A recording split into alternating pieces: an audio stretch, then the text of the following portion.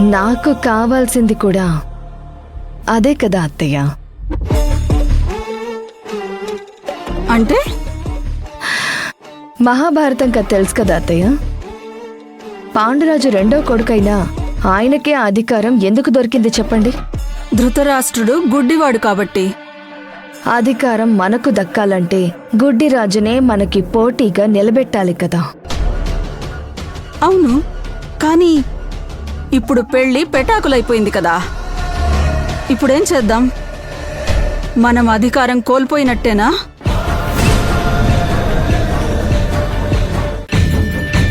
పాచికలు వేసింది నేనే శకుని అనుకున్నా. కానీ ఆట ఆడకుండా ఊరికినే ఉండాల్సిన భీష్మ అలియాస్ అమ్మమ్మ పాచికలు తిరగేసింది. ఆమె ముందు మనం గెలవలేము. మనం ఆట ఆడుతున్నామని తెలిస్తే ఉన్న మర్యాద కూడా పోతుంది. ఓటమి ఒప్పుకొని తప్పుకోవడమే మంచిది. ఒక్క అడుగు వెనక్కి వేశామంటే ఓడిపోయామనే అర్థమా? వెనుకడుగు పడిందని నువ్వే ఒప్పుకున్నావు కదా. మన తలరాతే ఇంత.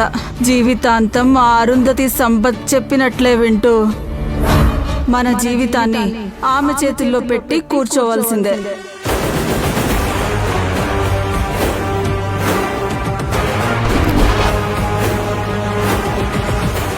గతంలో జరిగినవన్నీ పాఠాలనుకుని గుణపాఠం నేర్చుకోవాలి, కానీ వాటిని తలుచుకుని కుమిలిపోకూడదు. ఈ డైలాగులన్నీ కథలో రాస్తే బాగుంటుంది, కానీ నిజ జీవితంలో ఓడిపోయి ఇవి చెప్తే కామెడీగా అనిపిస్తుంది.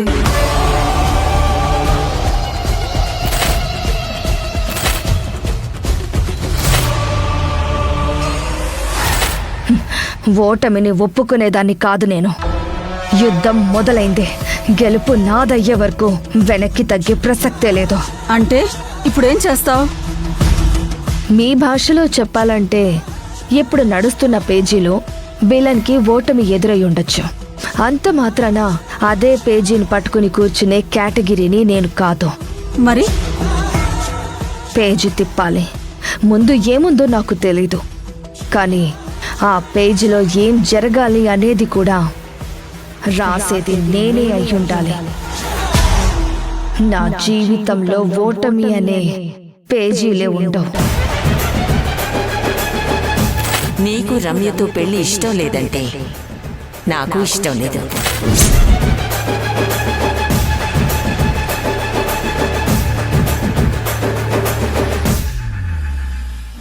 ఏ నిమిషానికి ఏమి జరుగునో ఎవరు హించెదరు.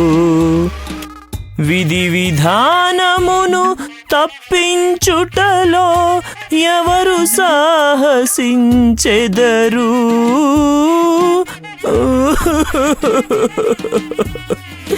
నాగరాజన్న, ఇంట్లో అందరు ఇలా బాధపడుతుంటే ఇప్పుడు ఈ సాంగ్ పాడడం అవసరమా నీకు? నా పరిస్థితిని పాటలో వ్యక్తపరుస్తున్నాను తప్ప. నీకంతలా వచ్చిన పరిస్థితి ఏంటో? ఒకవైపు పెళ్ళాగిపోయింది అని ఇంట్లో వాళ్ళందరూ బాధపడుతున్నారన్న దుఃఖం, మరోవైపు విరాజన్న అనుకున్నట్లే ఆ రమ్య మేడంతో పెళ్ళి అవ్వట్లేదు అన్న సంతోషం. ఏ వైపు ఉండాలో ఏమీ అర్థం కావట్లేదు. సరిపోయింది. అది సరే, భోజనం చేయడానికి బదులు జ్యూస్ ఎందుకు చేస్తున్నావు? అన్నా, ఒకవేళ ఇప్పుడు భోజనం చేసినా తినే పరిస్థితిలో ఎవరు లేరు కదా. అందుకే బాదాం, కాజు, గసగసాలన్నీ వేసి స్మూదీ చేశాను. ఇది తాగి పడుకుంటే హాయిగా నిద్రొస్తుంది, కడుపు నిండుగా కూడా ఉంటుంది.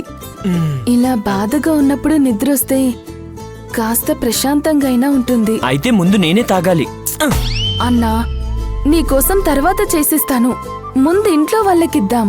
అలాగైతే కింద ఉన్న వాళ్ళందరికీ నేనిస్తాను, పైన ఉన్న వాళ్ళందరికీ నువ్వివ్వు.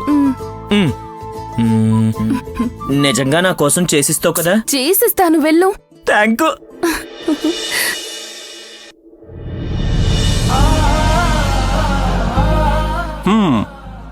ఏది ఏమైనా ఇంట్లో ఉన్న వాళ్ళందరి దగ్గర మనసులో ఉన్నదంతా చెప్పేశావు కదా, అదే నాకు సంతోషం. నాకేం కావాలో నాకు క్లారిటీ వచ్చేలా చేసావు కదా, సో నీకు కూడా థ్యాంక్స్. ఈ థ్యాంక్స్లని నువ్వే పెట్టుకో బాబు. ముందు ముందు నీ లవ్ స్టోరీకి నన్నే పావులా వాడుకుంటావు కదా, అప్పుడు పనికొస్తాయిలే. ఏయ్, షష్, మెల్లగా మాట్లాడరా. ఆ, అదంతా సరే, ఇంట్లో వాళ్ళందరి ముందు ధైర్యంగా మనసులో రమ్య లేదన్నా ఓకే, కానీ ఆ మిస్ ముగ్గురే ఉందని ఎప్పుడు చెప్తావు? తన గురించి నాకే ఏం తెలీదు, ఇంట్లో వాళ్ళకి ఏం చెప్పను. ఇలాగే ఏం తెలియకుండా చెప్పాననుకో, లాస్ట్ టైం జోక్ అని నవ్వారు కదా, అలాగే నవ్వుతారు, ఎవ్వరూ నమ్మరు. మ్మ్.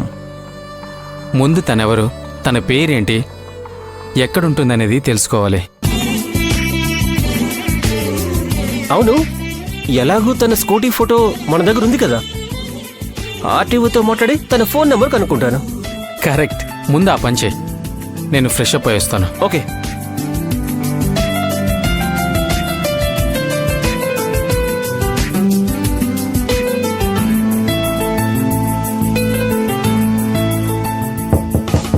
నీ చెలియే ఊపిరిలా బతికిస్తున్నది నన్ను, నీ తలపే దీపంలా నడిపిస్తున్నది నన్ను.